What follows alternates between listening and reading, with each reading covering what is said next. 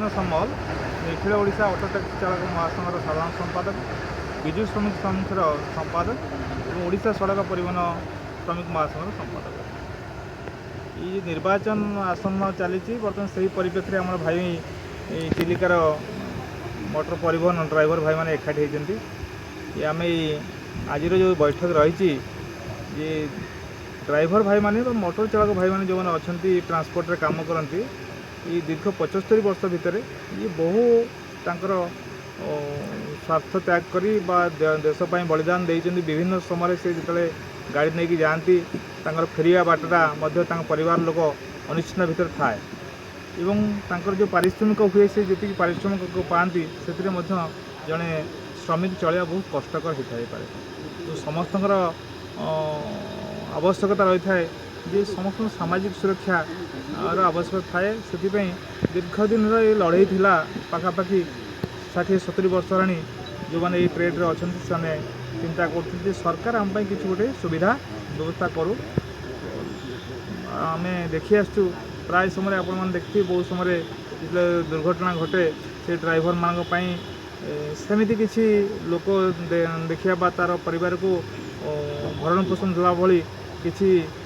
आर्थिक सहायता अनुकंपा मिल पारे ना जहाँ जब इंश्योरेंस फीस थाए से संतुष्ट हुए। आर लड़ई होगापर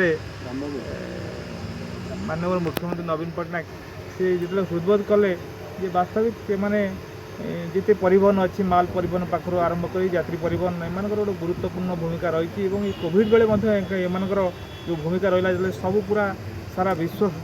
बंद होगला स्टॉप होगला एमाने जीवन को बाजी रखी बहु परिश्रम करके माल परिवहन पाखर बा अत्यावश्यक जिनपतर लोक दबा आणिक पहुँचेवा अरे यहाँ गोटे प्रमुख भूमिका थिला। आमर सब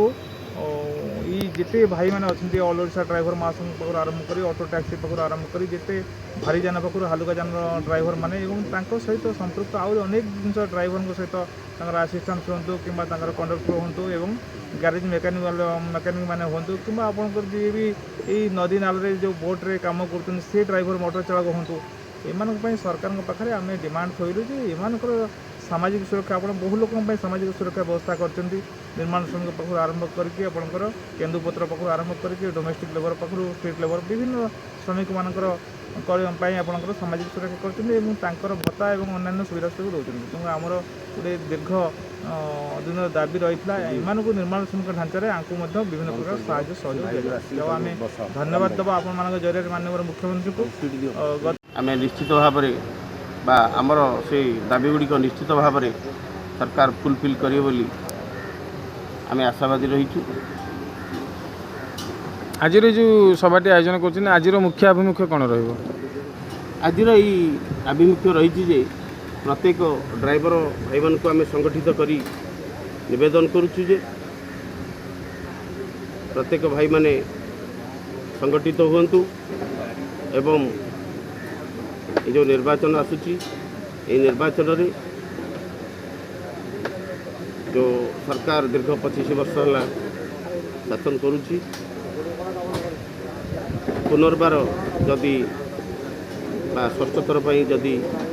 शासन को आसती